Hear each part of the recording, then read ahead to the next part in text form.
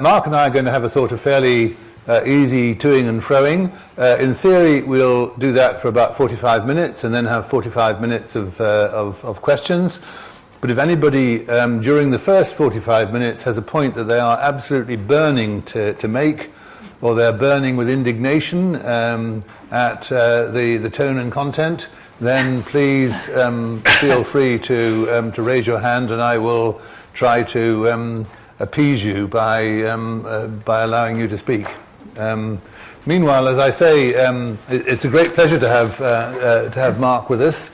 I want to start by telling him that at our last meeting we had Matthew Rycroft, who was your colleague in New York for a little bit, and also I imagine your successor at DFID.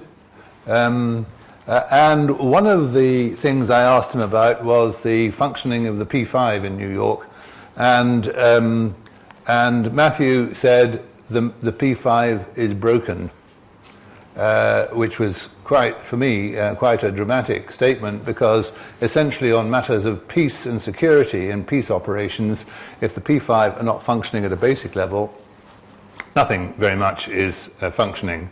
Of course, humanitarian is functioning, but the idea of peacemaking and peacekeeping becomes immensely more difficult. Now, Mark, do you think that has turned out to be true, and has it perhaps got worse? Where do you think things stand in the middle of the Ukraine war? Well, I think it's been true for a while. And it hasn't been evident to lots of us quite how true it was. I think what Putin has done in Ukraine puts it into very stark relief. Actually, a lot of the things that have happened in Ukraine, in terms of the way the Russians have conducted themselves militarily, haven't surprised me at all, because they're all things that I was complaining in the Security Council about over the 4 years where I was dealing especially with Syria. But I think that I do think that what Putin's done in Ukraine is a kind of paradigm shifting, or at least the clarification of a paradigm shift. And the relations between the P5 are a symptom of that paradigm shift, is the way I think about it. People, in a lot of the media interviews I'm doing at the moment, including on Sunday when I was on BBC NewsHour on the World Service, you get a lot of questions which are basically complaining about the UN. And people conflate two different things. They conflate the interactions of member states in the UN with the performance and activities of the UN as an institution. And of course, for people who've worked in the UN, like all of us, or people who are working in there now, that's deeply, deeply frustrating. But it's just as frustrating to observe that it's so much harder to get anything at all done, because the default stance of one part of the P5 now is to be skeptical or questioning or opposed to pretty much anything that is said by another part of the P5. That is a symptom, though. It's not a cause of the problems. It's a symptom of the wider geopolitical context. Do you think that the P3 or the P2 have made any contribution to that? I'm asking because there's a reference in your excellent new book, which I commend to anybody who's interested in how the UN actually works, and particularly if you're what you might call a parachutist who drops in at the top and stays for a bit. There's a reference to Libya, and there's an old saying: "Fool me once, shame on you; fool me twice, shame on me." And I wonder whether you think that the way that at least in my years at the UN, the P3 took the Russians particularly, but also the Chinese rather lightly, and either didn't consult them or consulted them perfunctorily, and then, if you like, misused Security Council resolutions, laid part of the ground for this further deterioration.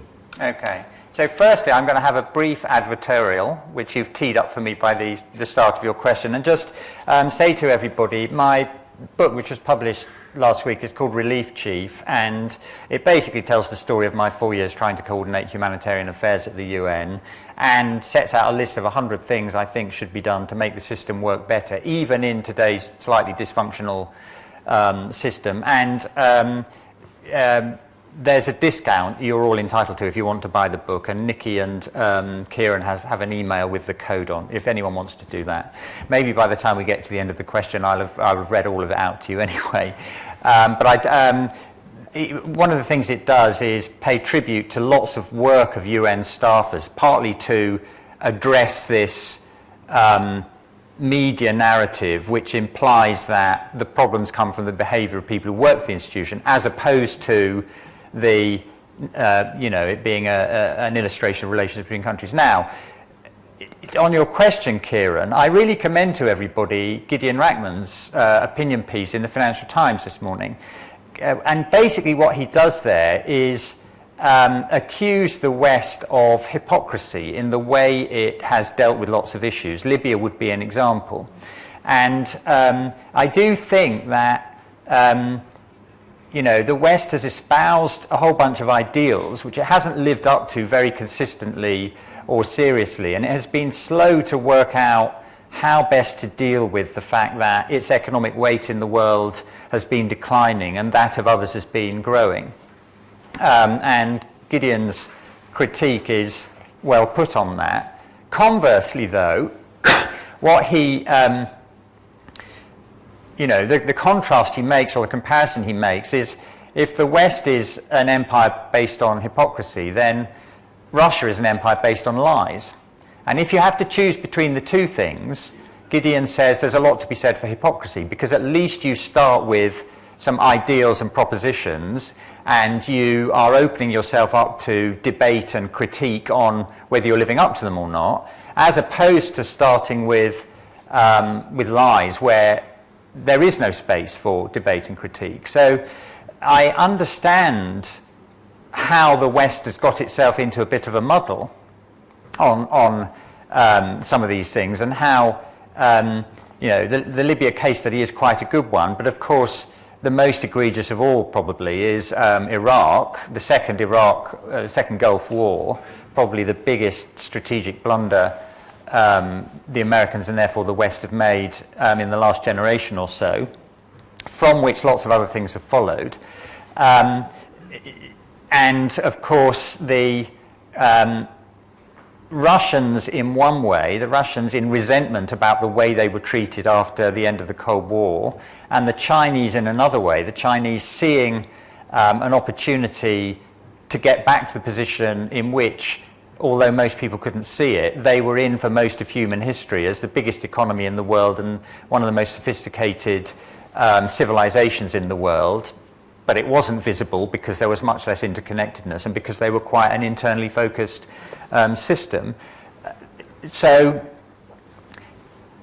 as the power of the West in lots of ways has declined, and their ability to be big players in the wider world has grown, these fissures have become more acute.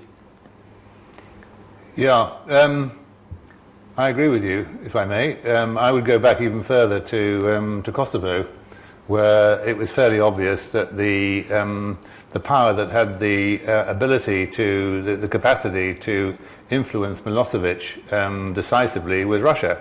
And I was at the UN at the time, and one could see a kind of disdain for actually invoking the Russians, and in the end that's what happened. The former head of the KGB went to Belgrade and told Milosevic, the game is up and you better stop because otherwise we're going to cut off your gas.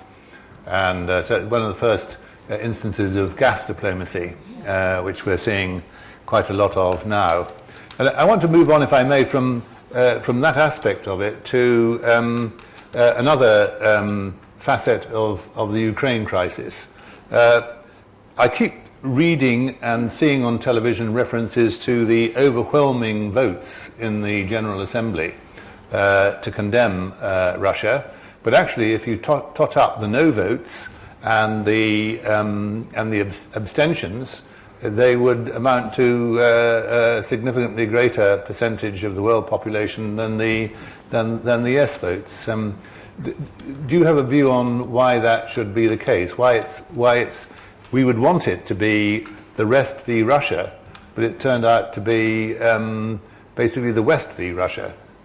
Yeah, I think lots of countries simply don't want to be drawn in and are very suspicious of Western pressure to be drawn in and come down on one side or another, partly because of their experience of the hypocrisy problem, but also partly because, particularly in the countries I've spent my adult life working in, after many decades, basically the experience of our lifetime, us in this room, where the average life experience for a human being on the planet across most of the world has, for the first time in history really, has dramatically improved over the last 50 or 60 years. When I was born 60 years ago next month, the majority of people on the planet were hungry all the time, didn't live very long, watched their children die from childhood diseases, didn't go to school and were oppressed. 10 years ago, it wasn't more than 50% in that position, it was less than 10%. And you know, that is arguably the greatest achievement in humanity. But the problem is, over the last 10 years, the rate of progress has been falling, and in some cases has been going backwards. And in particular, in the most vulnerable, fragile countries, conflict, climate change, and then COVID have really brought them to a very high level of vulnerability. And we're about to get into a rerun of the debt crises of the late 1980s and early 1990s, huge fiscal problems, and of course the global food crisis. And so a lot of those countries are mostly preoccupied by the way this crisis is affecting them, and don't particularly want to be drawn in on one side or another. Now that is being misinterpreted as tolerance for what the Russians are doing. I think it's slightly different to that, actually, but you can see why it is being interpreted in the way it is. But you can also see why countries are making choices to sit on the fence. Well, many of them have got long-standing relationships with Russia, India, for example. But also, the impression I have is that people in the third world, or governments in the third world, are worried about the impending possible famine, for example, in the Horn of Africa, which you deal with in your book. And also, I saw that in an interview recently, you talked about the diversion of aid from third world budgets or from the third world to Ukraine. Are you able to quantify that? Is there any? Well, I've been very critical and outspoken about my former employer in the British government, because they're the only country which has, we're the only country which has, in the middle of a pandemic, slashed the aid budget by 40%. And so the aid budget is 40% lower, everything is 40% less. So you could see a lot of reductions in British aid to Yemen and Syria and Somalia and Sudan, and all playing out in 2020 and 2021 before the Ukraine crisis. And what we've subsequently seen is the diversion of about £400 million worth of British assistance to deal with the Ukraine crisis, alongside what lots of other people are doing, and that is having to be funded from a fixed budget. If you buy into my idea that what we've got here is a paradigm shifting event, then the next step, the next argument that follows is it's a mistake to use the old toolbox to deal with a new problem. What Britain should be doing is what others are doing, like the Biden administration actually, and recognizing there's a new problem and you need to invest more to deal with that problem. But you can certainly quantify the scale of the cuts in life-saving assistance to lots of places. It's hard to quantify the direct number of deaths arising from that, but there are, the mortality rate is absolutely increasing, and there is a clear and present danger of multiple famines around the world now. Well, my first job was dealing with a famine in Ethiopia in 1984-5, and I'd been taught by Amartya Sen when I was a student. And, you know, the takeaway from sitting at his feet was famines are a choice, essentially. And for most of my professional career, the world decided to choose to prevent famines. So in the modern world, famines only really happen where people in control of places, whether it's a government or an armed group, prevent assistance getting to people. 250,000 people died in Somalia because Al-Shabaab prevented help getting through. Did you say there'd never been a famine in a democracy? Well, I didn't write that, but it does follow. No, him. I mean, I thought Amartya Sen. I think that's the kind of thing he would have said. Yeah, I mean, I think it's true.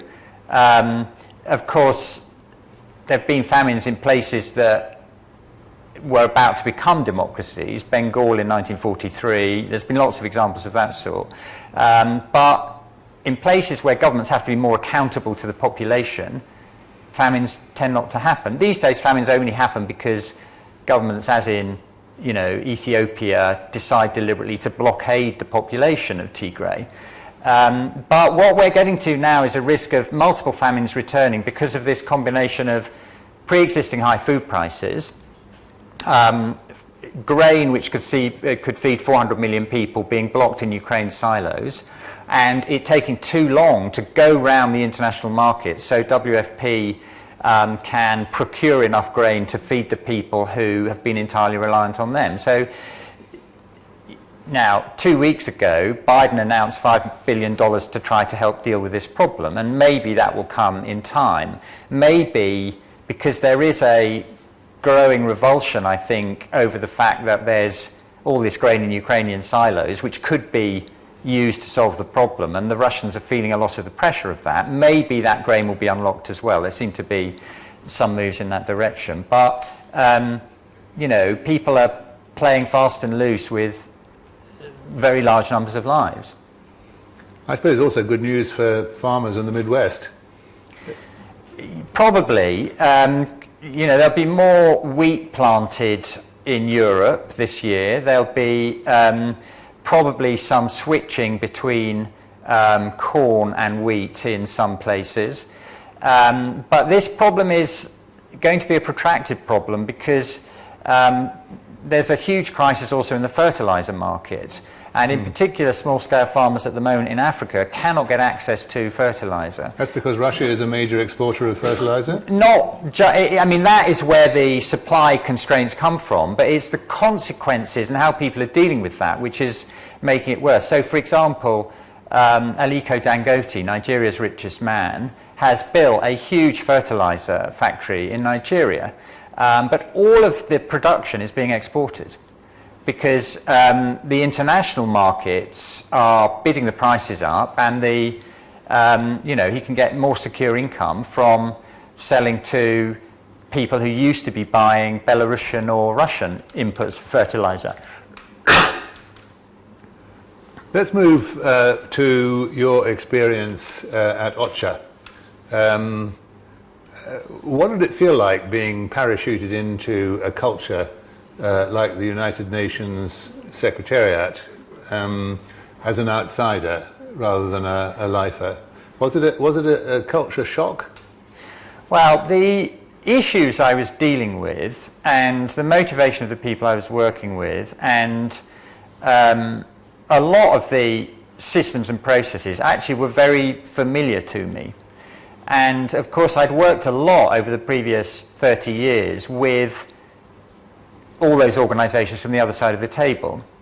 So it didn't feel all that much of a shock, actually. Of course, there's some differences in, you know, the bureaucratic systems and all that. Mostly it felt refreshing because I'd been in the same system for a long time. I'd been in my job as a permanent secretary for 6.5 years. It was time to do something else. I wasn't exactly enamoured of my then boss, Priti Patel, who I'm surprised you haven't got to on already. And that's coming, don't worry. I'm sure. And I was ready to do something else. So I was in a frame of mind to be excited about it. I also have huge admiration for Antonio Guterres, who I knew when he was running the refugee agency, and who I thought had a good vision for how to make the UN better and more relevant in the modern world. And who I felt for intensely, because when Antonio was elected, he was expecting to be dealing with Hillary. And in fact, the whole of his first term ended up being minimizing the damage that Trump could cause. And Antonio has had far too little credit for his brilliant handling of that. Actually, US funding, certainly for the humanitarian system in the UN, much to his fury, increased in the Trump years.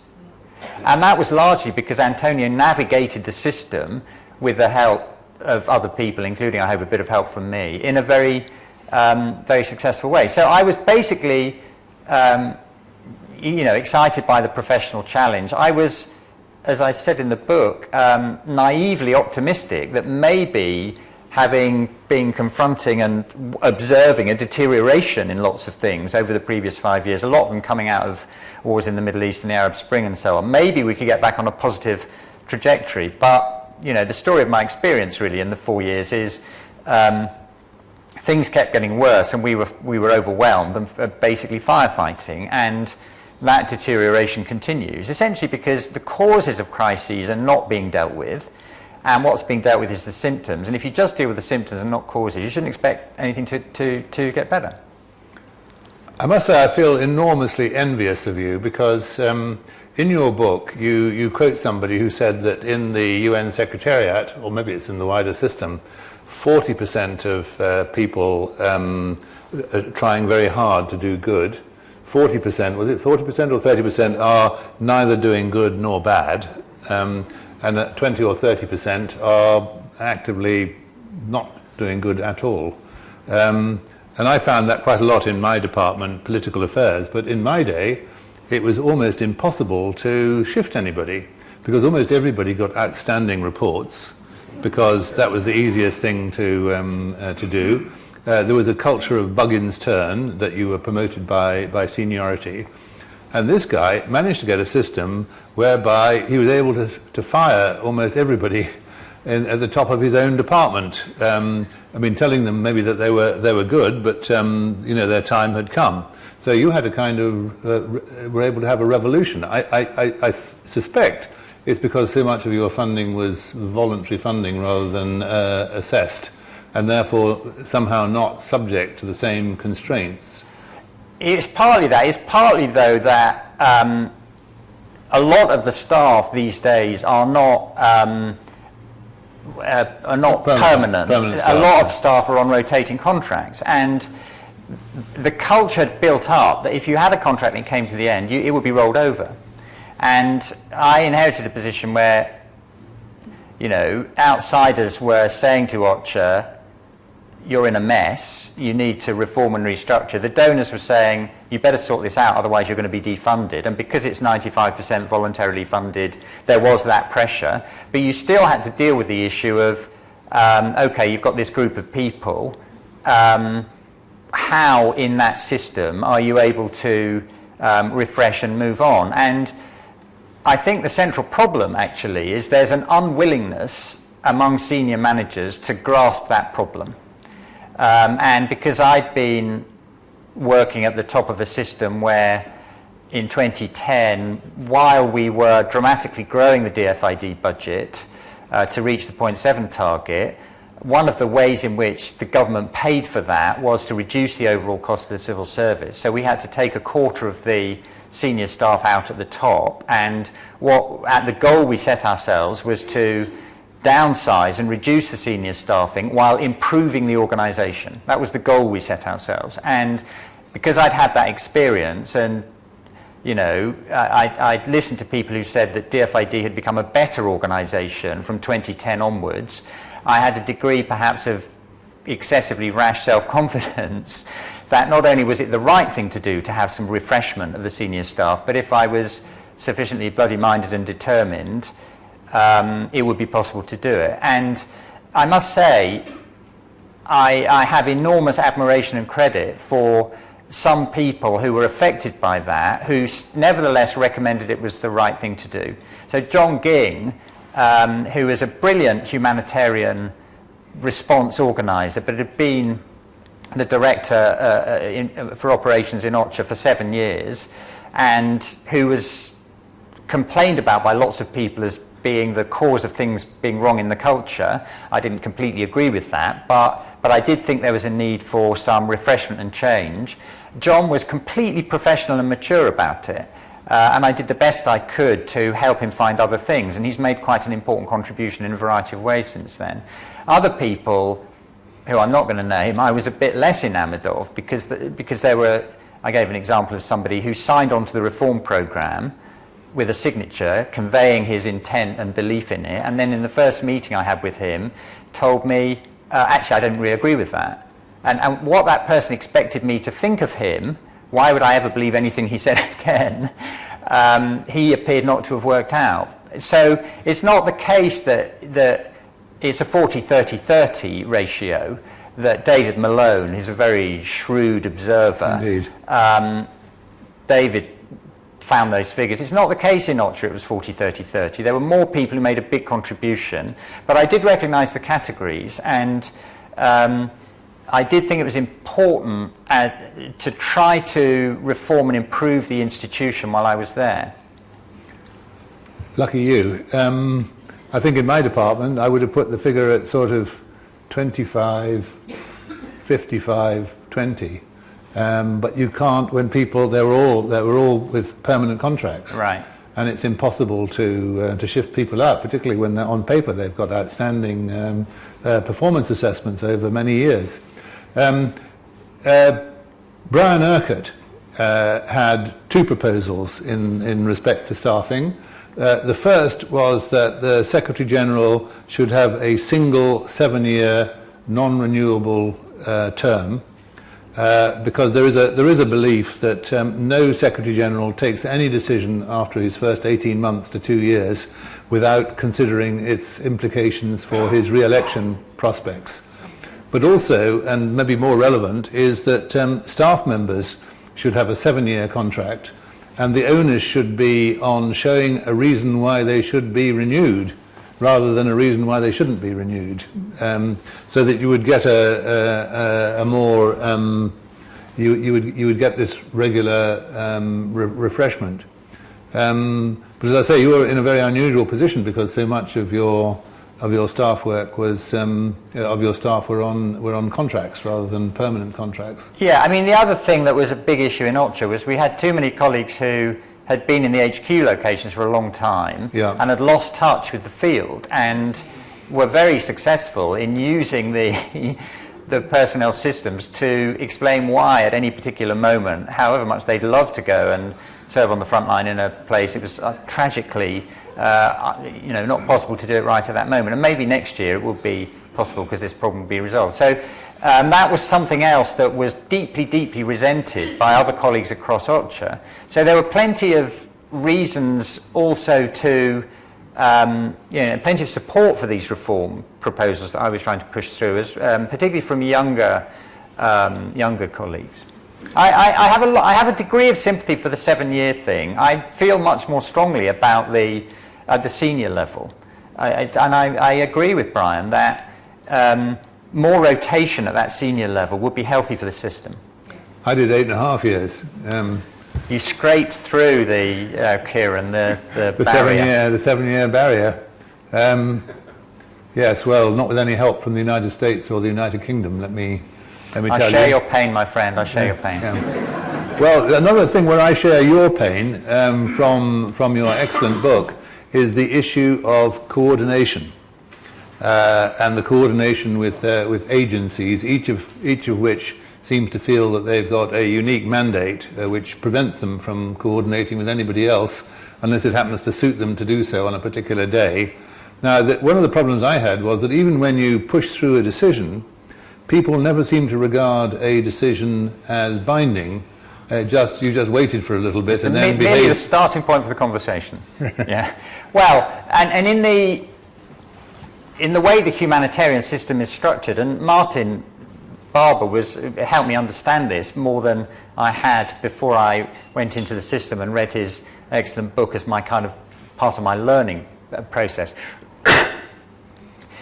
The system, by design, splits up all the authority and power around the humanitarian system. Now, Kofi, at the beginning of the second term, tried to do something about that, and the world in its wisdom decided against the creation of a larger humanitarian agency. And so the way I looked at it was that, well, there's certain things which are fixed here, and the issue is, for the coordinator, how do you do the best you can to make the system you have work? And one of the things I did before I started the job was speak individually and privately to every member of the Interagency Standing Committee about what they thought OCHA was doing well and what they thought it was doing less well and what they wanted. And the overriding message I got was people were fed up of being told by OCHA what to do. And if you have no power in a situation over what other people do, approximately the worst thing you can do is tell them what to do. What you have to do in those circumstances is find out the things you can do they want. And then you have to pour into doing those things and get some trust and confidence. And then as you build that up, you stand a chance of being listened to on a few other things. So part of what I was trying to do in sorting out OCHA was change this culture from being a diktat sending machine to being a listening, how can we help you type machine. And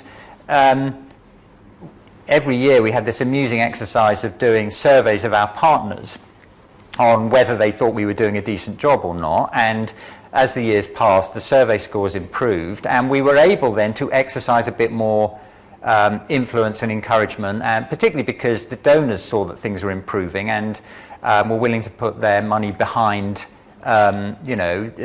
things they thought would make the whole system work better. So the key issue is to work out what is your position in the constellation, and not fight against the position if you can't change it, but work within it. That was the conclusion I came to.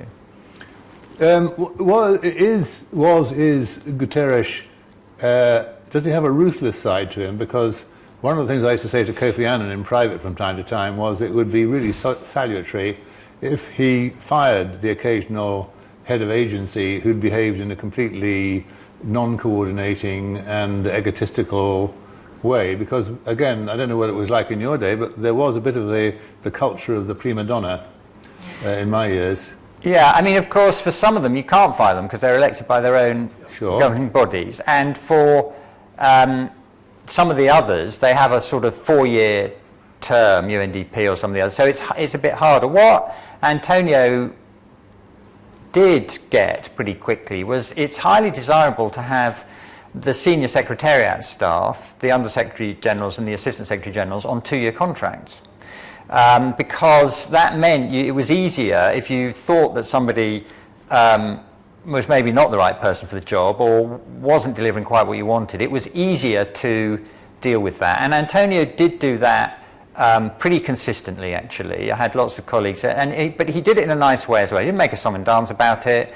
It wasn't kind of public or aggressive, but everybody could see where somebody maybe wasn't quite the right fit for the job or wasn't performing in the way that Antonio had hoped. Including they themselves?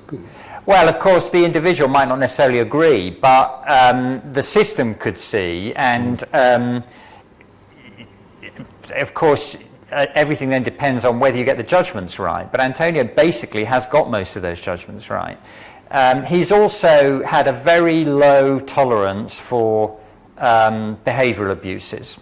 And so particularly actually when men have been accused of sexual harassment, Antonio has taken that very, very seriously in a way that seems to have surprised people at the top of the system who thought that things would continue to be tolerated. And that has sent a message down the system as well. Of course, the fact that he, in any case, for other reasons, wanted to have gender parity at the top gave him another incentive for that. But I think within the limits of the authorities he's had, on that, he's actually done, pretty well. Boutros Ghali sometimes gave people a one-year contract, but it seemed to be an aspect of sadism rather than... Yeah. I think 1 year is a bit too short because by definition you're probably not succeeding brilliantly after a year. Yeah.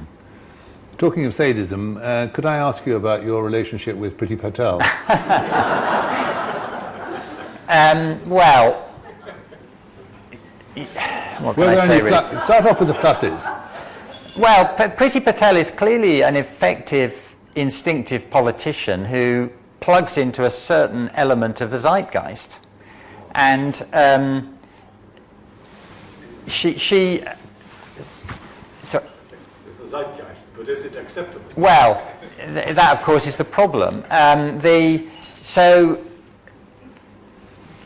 was working for Priti Patel when there was this hilarious saga of me being appointed by Antonio to be head of OCHA, and one of the last people to hear about what was going on was Priti Patel, because Theresa May was busy talking to Antonio about it. Boris was weighing in various ways from the vantage point of being Foreign Secretary. The emollient Alan Duncan was moving things along as well, and Priti Patel was unaware of most of this, which tells you something about her status in the Theresa May government. So Priti is basically an instinctive politician who has grown up in the school of hard knocks and has acquired some of the behaviours that sometimes accrue from that. I think that I've been very, very critical of the atrocious approach they've taken to the asylum and immigration exercise. That policy has not been put in place because they think it will be successful in deterring asylum seekers or immigration. It's been put in place to distract attention from other things, and that is one of the central problems with the government at the moment. Everything is about managing away the next media problem rather than governing the country. And Priti is convenient to Boris Johnson because she's in that group of people who are available when the heat really hits of taking the next bullet. Before I open the floor, I wanted to ask you, from your book, you deal with several of the individual humanitarian crises that you had to manage, and like Yemen, for example, and also Syria. Which did you find personally and emotionally the most, not the most engaging, but the most involving? It's really difficult to answer that. The first 6 chapters of the book deal firstly with the Rohingya, which was a terrible tragedy, inflicted on arguably the world's most discriminated against group of identifiable people. Then, the stupid war in Yemen, which has served no one's interests and has been characterized by complete carelessness by all the military protagonists on the impact of on ordinary people. Then the 10-year of horrors in Syria, which has unleashed this, basically the reversion to behaviours that we thought had been largely extinguished in warfare, the use of chemical weapons, sieges, mass starvation, deliberate targeting of hospitals and clinics and so on, all of which behaviours have bled across into other crises. And then, the Sahel, which is the place that, in a way, in the long term, worries me most of all, because the causes of the Sahelian crisis, rapidly growing population, very highly exhausted natural resource base, very poor governance, high levels of poverty, desertification, all that stuff, all of those things are mounting, and what's being dealt with is symptoms, not causes. And so, the trajectory of that crisis is very bad. And of course, into that space comes all the extremist groups who are able to plug into grievances lots of people understandably have, and distrust of governing authorities and so on. So that, I think that's a very dangerous situation for the long term, especially for Europe. And then this is where I'm actually going to answer your question, Kieran, the next thing I'm going to say. I started my career on Ethiopia, and I spent most of the following 30 years admiring, including by periodic visits every 2 or 3 years, the really spectacular progress that Ethiopia made really since 1990 up to 2 or 3 years ago. Building a national road network, getting every child into school, huge improvements in health services, building one of the most spectacular hydroelectric dams, having a national power system, transforming the agricultural economy, and being late, in my case, to spot the sort of fundamental flaw in the model. Lots of people had criticised the Ethiopians in the previous 15 years for being too statist and thought that that was the fundamental flaw. In fact, that wasn't it. The fundamental flaw was what was created was an environment in which lots of different ethnic groups could prosper, but none of them felt primarily Ethiopian. It's said that Nelson Mandela said to Meles Zenawi at one point, what you need to do is get to a point that Nyerere got to, where every Tanzanian thinks of themselves first as a Tanzanian. Yeah. And I don't know if it's true that Nelson Mandela said that to Meles, but it's certainly true that that's not the approach Meles took to governing the country. He accepted the fact that Ethiopia had been and is still a nation of a country of many, many different nations, yes. And wanted to try to keep the whole thing together, and that is when the pressures start to be brought to bear, and because huge resentment had been built up against the Tigrayans, and Abiy Ahmed took the atrocious decision when he got into an argument with the Tigrayans to invite that madman Isaias Afewerki to invade. Yeah. That is what has unraveled the whole thing. Yeah. And I was, because my first job was trying to deal with the famine in Tigray, I found that absolutely heartbreaking to have to observe all that and then go and complain about it in the UN to try to prevent a deliberate famine occurring. I found, I met Meles a few times tete-a-tete when we were trying to stop the Ethiopian-Eritrean war over Badume. Mm-hmm. I found him an enormously attractive character because, I'm sure you've had the same experience. When you go around, if you meet a head of state or a head of government or even a foreign minister, basically they don't usually engage you in a genuine discussion in which he or she listens to your arguments and then responds to them, and then you actually have a real dialogue. And Meles did do that. You say in your book, rightly, that it was tragic that he died so young. He had leukemia, and he knew he was dying, and he was trying to set up a system after his death that would work and last. But he was also, as he told me, in a way, almost the prisoner of the Tigrayan elite. And he told me that if he pushed too far away from their wishes, then he would be removed. But he was a very interesting. You mentioned Afewerki. What people used to say to me was that Meles has made the transition from being a guerrilla leader to being a politician. Afewerki still has all the instincts of a guerrilla leader, a sort of autocratic guerrilla leader, and has never made the transition to being a politician. I think it's about time we open the floor to a question or two. Who would like to raise something? Maggie, you look like you're about to pronounce.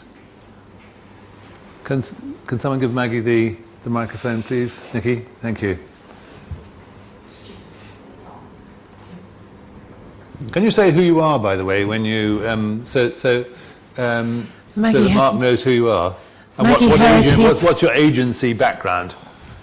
Maggie Herity from the London region, formerly logistics officer with UNHCR.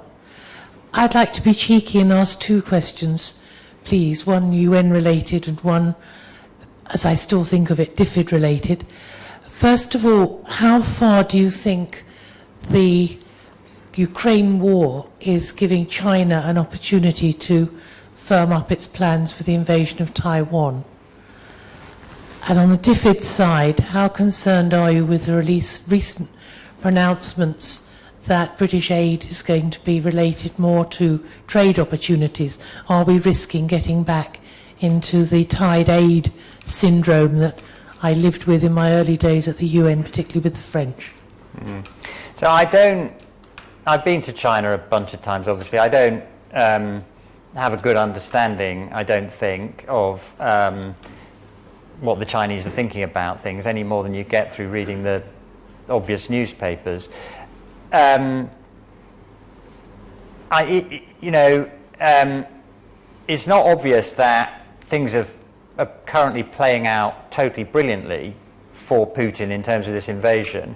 I think people are in danger of jumping to too many conclusions too quickly on that, actually, because I think there's a long way to go in it. But I certainly think that the invasion and the way it's been handled and how most of the rest of the world has reacted, notwithstanding people being careful in some of the things they've said, isn't exactly an advert for what a brilliant concept it would be to invade Taiwan. And the fact that the whole American system has made it clear this is a very big red line obviously adds to the risk of doing that.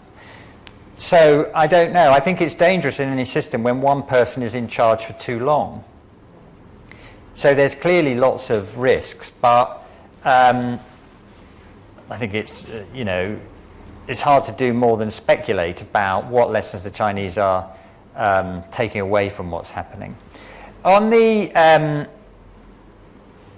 unsurprisingly, I'm basically pretty furious about the submerger of DFID into the Foreign Office. I think it's a total act of vandalism. I think at this moment what Britain needs is a really high-class diplomatic service, really, really high class. It was a huge mistake to have underinvested in the diplomatic service by successive governments over a long period. But it was an equally huge mistake of some people to think that you could rescue that situation by raiding all the money out of the aid budget. Running a diplomatic service requires a completely different set of skills from running a good aid program. The currency of diplomacy is words and relationships and treaties and negotiations and so on. The currency of aid programs, humanitarian and development, are money and projects and expertise and systems and monitoring and evaluation and all those things. And as Rory Stewart says, the army is not the navy. And that is why no other big country has put these two things together. Now, I actually think there's a decent chance that it will be unwound. My next project actually is, I've been asked by a couple of foundations to do some work on, well, what is the experience of the 23 years of DFID, and the reason for doing that work is because at some point I think there's a good chance that there'll be a revisiting and something different will be put in place, and there'll be a lot of things at stake in terms of the details of what's put in place. There's lots of different models you could choose. Now, that is all introduction to the direct question you asked, which is, are we going to return to tide aid? They say they're not going to do that, but it's clear that lots of people in the Foreign Office would like to use the aid programme as a vehicle of commercial diplomacy. And it wouldn't surprise me if we have to revisit all of the experience of why that turns out not to be a very good tool either of commercial diplomacy or of development.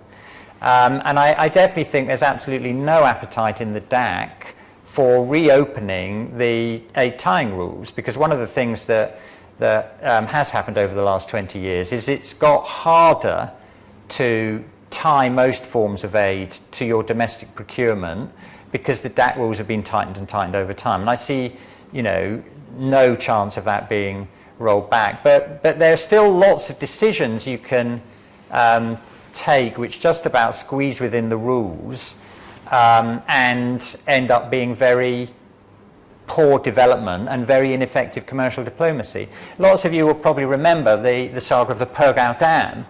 I can't remember what job you were doing at the time of that, Kieran, but lots of people think it was the biggest abuse in the British aid system.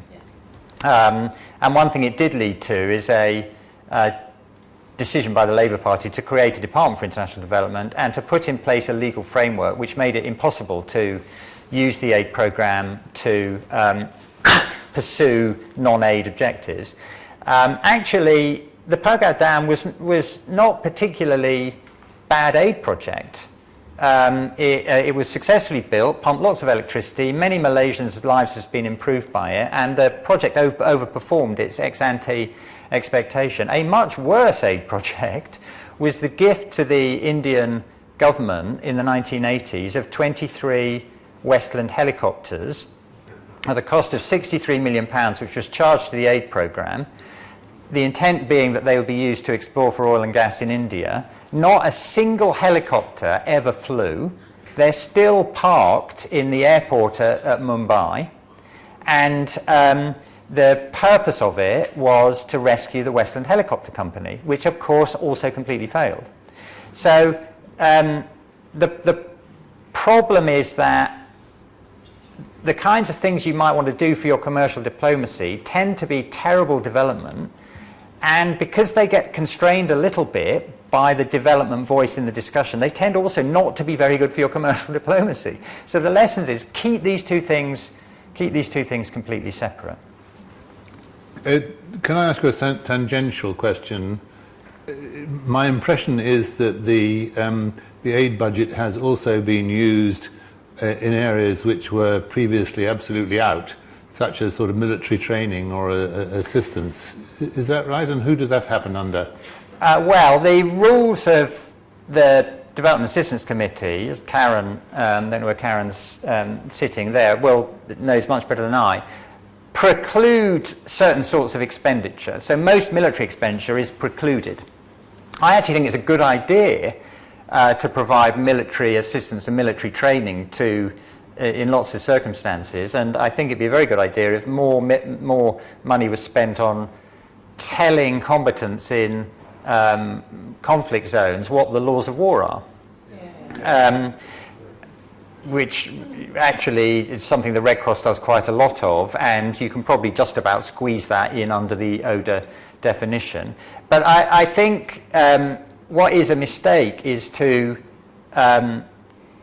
think the only thing you should be doing is things you can score as aid, and to be willing to abuse the aid definition to do that. It'd be better to spend a bit less money on aid, be serious and professional in doing it under the definition, and then do some other things which might not be aid but may be a good idea to do.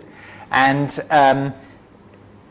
you know, one of the problems that's emerged with the 0.7 target is people have wanted to hit it, but they wanted to do other things as well, so they've needed to try to squeeze more things in the 0.7 because they don't have the money to do the other things, and that turns out to be not the ideal approach. And Maggie, if I can just add a tiny point to your question about China and Ukraine, I think actually the main risk is that Russia is going to become more of a client state of China, which for the long term has major geopolitical implications. Now I've got a forest of hands, but let's have a woman, please.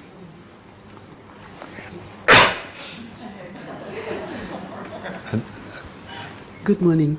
My name is Elizabeth Obilea, formerly of the World Health Organization, Africa region, and I was head of translation for 17 and a half years before I retired. I retired and became British, and that's why I'm here, to be with my children and grandchildren. Now, having said that, listening to and watching the world, the way things have been going, sometimes we tend to fix our attention on some specific direction. Meanwhile, that is diversionary, is to distract when real actions are being taken. The point in issue is China and Taiwan. I don't believe China would invade or attack Taiwan or do any funny thing as that, because I know that as we're here sitting, back 10, 15 years, China had infiltrated all of Africa. So what are the actions and your views as to how to counter it before it is too late and becomes inflammatory and,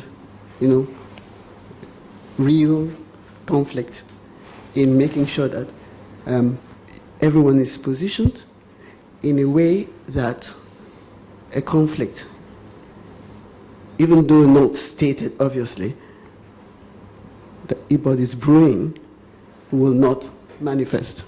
Thank you. Well, I think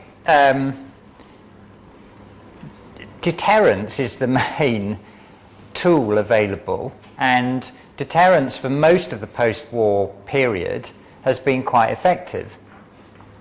Certainly between the former Soviet Union and the West, there was a very clear understanding that neither side could win a nuclear war, and so a very strong desire to avoid doing things which would escalate in that direction. One of the things that led Putin to conclude that he could invade Ukraine, be successful and get away with it, was because he didn't expect a strong Western reaction, firstly, and secondly, he misjudged how the Ukrainians would respond and overestimated the ability of his own military. So if you want to minimize the risk of a conflagration in Taiwan, it's really important to have a good understanding amongst everybody on what the consequences might be, what you're willing to do in response to that, and for the people you're communicating that to believe if you want to, you could do it. That's basically how deterrents work, I think. And I think it's a mistake to rely on softer values and a discussion which is about, well, you really shouldn't do that because we're all signed up to members of to the values of the UN Charter, so you really shouldn't be doing that. I think in the real world you have to recognise that people will do bad things if they think they can through the deployment of hard power, and there needs to be a commensurate deterrent to that. That's conclusion I've drawn on looking at events. Spies can be very helpful sometimes in this regard. Thank you so much. We know that that Gordievsky was extremely helpful at one point when the Russians had convinced themselves that the Americans were thinking of conducting a preemptive strike, and because of his own contacts with Western intelligence and British intelligence specifically, he was able to be quite effective within the system in telling people that this was basically not going to happen, without saying, well, I have particular reasons why I know it's not going to happen, which he did. But that, one of the concerns I have about Ukraine is these implied threats of nuclear escalation. The Russians have a doctrine, they deny it, of escalate to de-escalate. And if you think that Ukraine used to have, I think, the second largest number of nuclear weapons, and they gave them up in return for assurances that nuclear weapons would never be used against them. And now you're having that torn up implicitly, and it's going to encourage, isn't it, other countries that have the capacity to develop nuclear weapons to do so for self-protection. Right, Martin, you had your hand up before. Thanks very much. Mark, you referred to the laws of war, and one of the things which the laws of war say is that humanitarian organizations may offer assistance to a state, and that if the state accepts that offer, it may not arbitrarily withhold consent to the humanitarian organizations if they need, in order to operate in an impartial manner, to provide that assistance not only in the area currently controlled by the state, but also in areas controlled by the opposition. Now, in 2011, your predecessors were confronted with the developing situation in Syria, and I think everybody would agree that very quickly it became clear that the Syrian regime was going to arbitrarily withhold consent to the Red Cross, the UN, and international NGOs, providing assistance in an impartial manner throughout the country. And I'd be very interested to know, because I think the fact that this principle was not upheld at that moment has led to a situation where host governments can get away with exactly what you were describing earlier, with tearing up the rule book. And humanitarian organizations have simply accepted that. And has that not led ultimately to worse outcomes than if the principles had been upheld? Well, thank you very much, Martin, for the question. And I have a very long answer to it, which amounts to 100 pages, which when you and I have completed our shared project of getting my daughter to create the audible version of my book, you will be inflicted on you. So, firstly, I do think lots of egregious behaviour has been adopted more widely because it's bled out from the Syria crisis. I absolutely have seen that in lots of places. Secondly, I think we need a renewed effort to try to improve compliance with the laws of war. And there's a number of dimensions to that, but one is going back to the origin of the laws of war, which were mostly to do with interests. When the Red Cross was created in 1862 out of the Battle of Solferino, it arose because the fighters on the men controlling the armies on the field decided it was in each of their interests to allow wounded soldiers to be looked after and civilians to be protected. And the reason they did that was not really out of human empathy, it was because they needed a constant stream of new young men to come to the front, and that was the way to keep them coming. So a lot of the origins of the laws of war were in interests. They then developed further, particularly after the Second World War. But we need to go back to why the laws of war were existed and why they were in everybody's interest. We then need to be really visible in and outspoken, notwithstanding the consequences, in calling out violations. I wasn't able to visit Syria after late 2018 because the regime was so furious about the things I kept saying in the Security Council about their abuses. And that was the trade-off I made, because I thought it was important to call things out. And I spent a lot of 2019 complaining in the Security Council, which led to furious phone calls from Lavrov to Guterres about the Russians deliberately bombing clinics and schools and other civilian refuges in northwestern Syria, because I thought that you had to call it out when it was happening. You then need to, be ready to investigate and gather evidence and try to hope there'll be accountability at some time. People tear their hair out about this, and I remember thinking when I was working on the Balkans wars in Bosnia in the early 90s, would there ever be accountability? But of course, eventually, sometime later, the combination of Mladic, Milosevic and Karadzic ended up, not to their enjoyment, spending time engaging with or being accommodated in The Hague. So sometimes you can get some accountability. So there's a bunch of things you can do. In the Syria case, humanitarian agencies have been confronted with really, really difficult dilemmas. And I sort of tried to describe quite a few of them in the book. So if you take the case of the sieges, the city of Deir ez-Zor was besieged by ISIS, and the Syrians and others wanted there to be relief for that siege. And the plan that was cooked up was that airdrops would be organised, and WFP from high altitude would drop food and so on onto the ground. And Western countries decided that was the right thing to do, and they wanted to pay for the UN to do it. Some people at that time thought that should only be done if the quid pro quo was that all the towns Assad was besieging were also reached.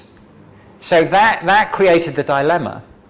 And it was a huge controversy inside the system. Some people took the view that if you can't help the starving in the towns besieged by Assad, you shouldn't help the people being besieged by Deir ez-Zor. And the argument they made was, if you take that stance, then Assad will back down. Now, I never believed, actually, that Assad would have backed down. So I thought the real choice was between helping the people you could help and accepting you couldn't help everybody. But that was not I know that's not the view lots of people take, but for better or worse, that was the view I took of it. And, we'll see how things play out into the future, but I think there's plenty of evidence to suggest that too many regimes are willing to defeat their opponents by starving them out of existence now. And, you don't have all that many tools to deal with that. And you have to sort of use the tools that you can and reach the people you can, is the view I've taken of it. There's been an evolution, hasn't there, over the last 350 years, from the peace of whatever it was in the mid-17th century, between the idea that war is fought purely between combatants to the idea of collateral damage to civilians, to an increasing number of conflicts now where civilians are actually almost the main target, which is contrary to the classic view. I would say, just to follow up on your remark about Syria, that one of the reasons why there is this equivocation in the third world about Ukraine is because people say, where were you when Aleppo was being bombed to smithereens? Where were you when Gaza was being bombed to smithereens? Yeah. And this is essentially a white man's war.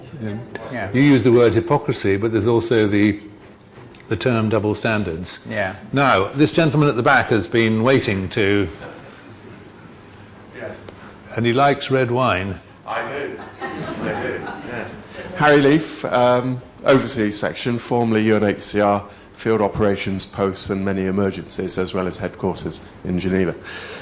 There's been talk at the moment in Geneva, I know because I meet people on a regular basis, that when Antonio became Secretary General, one of his mandate, one of the things he was suggesting when he would get the mandate would be to make the UN more efficient. In other words, amalgamation of certain agencies or more efficient use of agencies. And one of the things that we've noticed over the years is that migration is becoming more in the public eye, and refugees are very much sort of becoming sort of a secondary issue. And if you look at Ukraine at the moment, there seems to be more internally displaced in Ukraine than there are possibly refugees outside. I don't know if that's true, but I think that's how it's perceived. So one of the things that have been discussed is whether it would make sense to merge IOM and UNHCR to have a migratory refugee agency, which of course Maggie and I would not necessarily agree with, but from a funding and from an efficiency basis, it might be something that was being considered or not considered. But I wonder if you, in your senior rank, ever was party to any discussions on that, bearing in mind that Antonio was at, and I worked for Antonio, and whether that is one of the ideas that he was taking to New York, bearing in mind that one of his previous ministers of his government in Portugal is actually heading up IOM at the moment, and Filippo Grandi is going to be stepping down in, I think, next year. I think he's got an extension for 6 6 months, but he's due to move on, and that's just a thought. That might be the time to merge the two agencies. Anyway. Well, so Antonio has never had an agenda of trying to improve the system by merging agencies. I think he took away from Kofi's effort to do that. That's basically for the birds. It's one of those things that is unlikely, you're unlikely to make much progress with, and as soon as you launch the idea, you seriously antagonize the relevant agencies. So, and the core reason why I think it won't happen is because the biggest financier of the agencies, the US, who account for 30 or 40% of most of the big agencies' money, take the view that actually one of the few levers you have to promote efficiency and better performance is to have some competition between the agencies. You can think they're right or wrong. The view I took, it doesn't really matter whether you think they're right or wrong. The issue is that one of the fixed posts that you can't do anything about and you have to work around, or do you think you can do something about it? But Antonio never had that.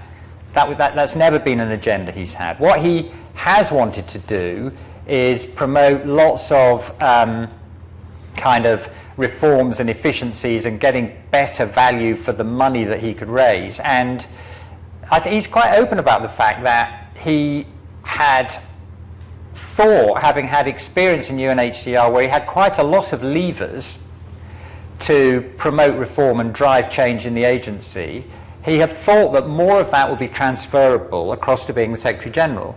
And so he was unhappily surprised by finding how little of that was transferable. So he basically has focused his reform efforts on three things: trying to make the peace and security system work a bit more efficiently, and in particular join it up with the political machinery. There's something to be said for that. Secondly, he's tried to promote management reform, especially in the Secretariat, as Kieran and I were discussing earlier. My personal view is probably we should have been trying much harder on that, because more of the efficiency gains would be available if we were more determined on that. But it's really, really hard going, and you're fighting constant trench warfare in the ACABQ and the Budget Committee, often and largely against a minority of member states who have essentially concluded that because the UN as a construct, starting with the Charter, is a Western liberal proposition, the UN being more efficient and more effective is inimical to their goals. So it's entirely rational for the Russians every year to try to prevent reform happening in the UN, because the last thing they want is a more efficient and effective UN. And then the third area of reform Antonio has pushed, and Amina Mohammed in particular has pushed quite hard, is trying to deal with this long-standing thing people are worried about, that the development system being coordinated by an agency, UNDP as was, created all sorts of internal conflicts, and it would be better if that system was coordinated from the Secretariat. Hence now all the RCs and their offices are appointed and report to and financed by through the Secretariat, basically. The Chief Executives Board met in Vienna last week or the week before to review progress with that, and there's a lot of resistance from the agencies to that whole process, and probably it's running into the sand somewhat. And I have to say, I was very supportive of the first two areas of reform and worked as hard as I could on those, but I was never quite persuaded that fiddling around with the deck chairs on who was responsible for what on the development system was the most brilliant strategy and likely to make a transformational impact. I was in that group, which included people like Tony Lake, who was running UNICEF then, who thought it would be better instead to try to focus more on results and outcomes and try to drive those things rather than control processes or tinker around with the reporting relationships. But people on a higher pay grade than me made that choice, and at some point there'll be, someone else will decide what to do about it. By the way, Mark, the idea of merging agencies into a sort of single super agency was also floated by Kofi in his first reform package discussion, which in mid-1997, just after he'd taken over, and it was being chaired by a rather eccentric Canadian with close Chinese connections. And I have never, in my entire professional life, seen anything to match the ferocity with which he was attacked by the heads of UNICEF and another one of the agencies, Carol Bellamy and Catherine Bertini. WFP. I mean, it was all at a highly, highly personal level. And I'm afraid I backed them on the what I call the Unilever precedent.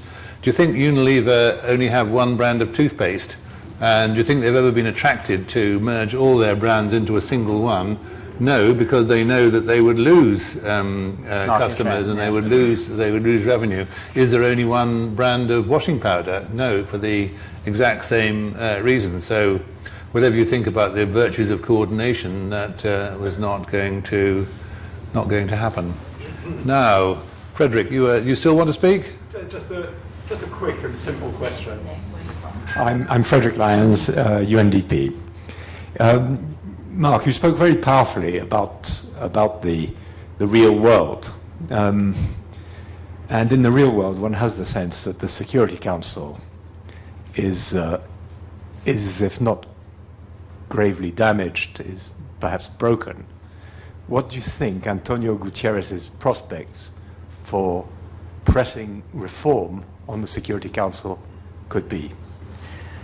I think that the current situation of the Security Council is a more extreme version of what it was like for most of the period after 1945. But the window we had after 1990, where there was a different approach, lasted for about 15 years, was actually, that was the outlier. So I don't think that the prospects in this multipolar world of us moving, particularly given what's happened in the last really 2 or 3 years, the way the pandemic became a US-China power struggle and argument, and then what Putin has done. Those are obviously not circumstances in which anyone should expect the Security Council to be in huge agreement over difficult issues in other places. That doesn't mean that the Security Council isn't important or shouldn't be meeting or shouldn't be trying to discuss things, because there are still things at the margins you can do. It's very, very interesting how after Antonio went to Moscow and Ukraine and forced Putin basically to agree an evacuation by the ICRC and the UN of at least hundreds of people from the steel plant.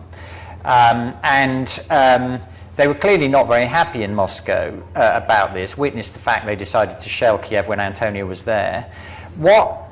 That was a very bad look for Putin in the eyes of the wider world. And that was the reason why the Russians then conceded that there would have to be some kind of discussion in the Security Council, and they passed a resolution. So sometimes, even in these worst of all circumstances, you can niggle away at something. Someone was saying to me the other day that I think he's the longest serving ever permanent representative at the UN. Probably you all know him, comes amazingly from Liechtenstein. He's somebody who... He wasn't very visible, not in my years anyway. Well, he's more visible now, and he has just been the architect of a resolution that the GA have passed, in which the GA decide that they will have a discussion and a vote every time a member of the Security Council uses their veto. And that is a little small, process change, which will lead to a few things being discussed in a slightly different way in future. So even in these very difficult circumstances, it's better to have the Security Council than not to have it. You need a forum. You shouldn't be surprised it's all very difficult, but there's still one or two things you can niggle away at. There are people who ought to know better who have floated publicly the idea that Russian permanent membership of the Security Council should be removed. and they appear not to be aware that treaty amendment of that kind requires ratification in all the 5 permanent members. The whole point about having a veto, and the only reason the powerful countries would agree to set up the UN is if they each had a veto. They all wanted it, right? They all wanted it. The whole point about having it is it protects you from that kind of thing. So I completely agree with you. It's a nonsensical proposition because it's, by definition, not an achievable one. What is more puzzling, perhaps, is the idea that nobody has thought of resorting to the General Assembly under the Uniting for Peace procedure that was used in Korea in the 1950s. But I assume that would be because of the reality that so many members of the Third World are not going to vote for a resolution in the under Uniting for Peace. I don't know. That's not something I'm familiar with. Well, maybe the Western Three don't like Uniting for Peace because it could be used against one of them. Who knows, Madam?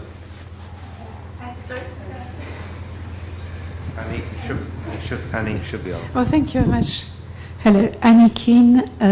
I was in charge of the translation services at the International Maritime Organization. We're talking about the war in Ukraine. I was very surprised that the UN was not able to make sure that the defenders of the Avastal, the factory, would go to the Ukrainian part, because we know that they are precisely the ones that the Russians were against. So, and you can't trust Putin. So why didn't we manage to get them to a Ukrainian-controlled territory? Well, because the decision maker, the person who had the ability to decide what happened in that case, was Putin. Putin has clearly decided the laws of war don't work for him. And that was a decision that was taken actually a while ago and was manifested in what happened in Syria especially. I don't think we should be surprised to be seeing all the things we're seeing. What was interesting to me was, notwithstanding Putin's desire not to have to comply with the laws of war, Guterres was actually successful in the little visit he made with quite narrow objectives to at least save a few hundred of those people in the steel plant and muster enough international public opinion, especially in the neutral countries, that the Russians felt they, in their wider interests, had to at least accede to that. And that is the nature of the beast we're dealing with at the moment. We can complain about it, but we do have to understand it and work out how to grapple with it. Got probably time for a last, David.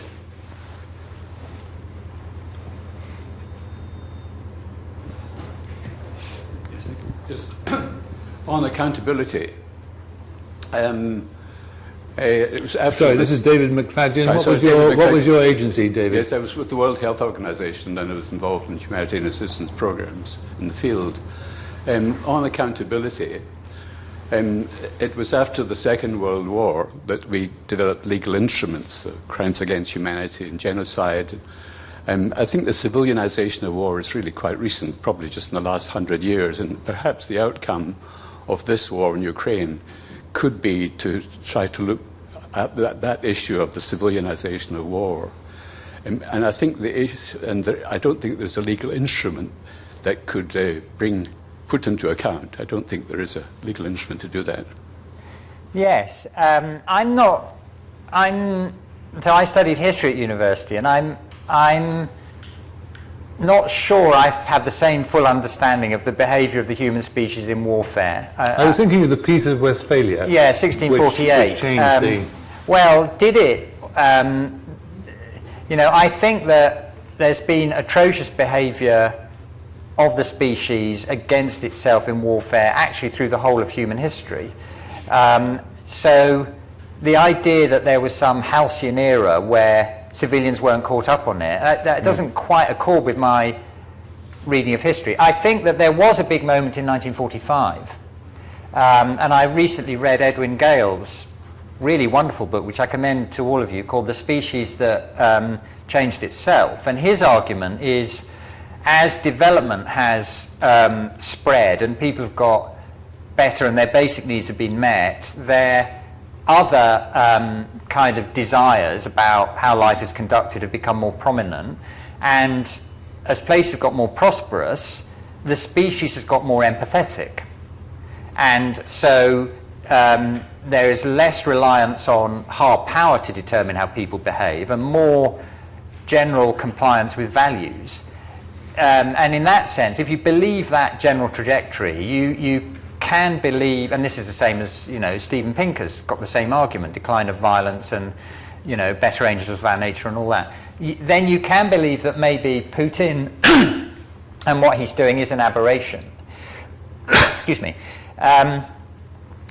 The problem is what Putin has done has bled to lots of other places. If you look at the Lake Chad Basin, for example, northeast Nigeria especially, but lots of other places as well, you do see very, very extreme behaviour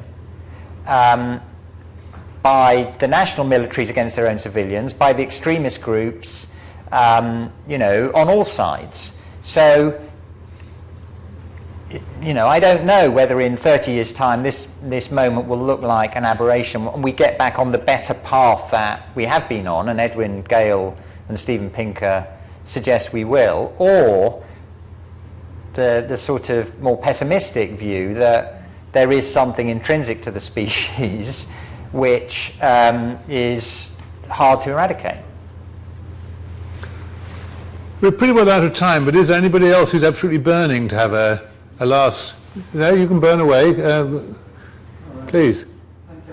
Ron Skeldon, I was a dog's body in various agencies and even in DFID at one time.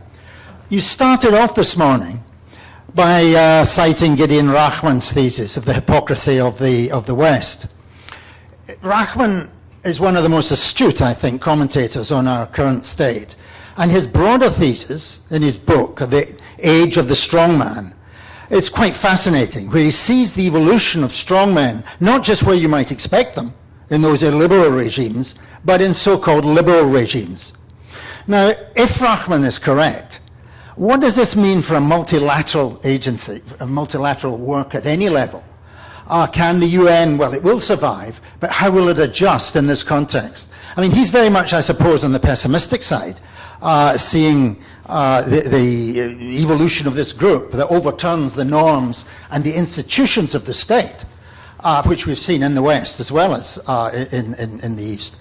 So just following up on the previous discussion of whether Pinker has got it right or whether Rachman's got it right, how would you see this go? Well, it's really hard to know, isn't it? And obviously there's a reason why populists and autocrats have become into the ascendancy. In most places, they still have to fight for office one cycle after another. And obviously a lot of the recent elections in lots of places have been won by parties coming from the left. Australia at the weekend, in other places as well, Schultz, a bunch of places you can think of. I think the issue is most dangerous in those places where the autocrat gets themselves to a position where they can be there for as long as they like.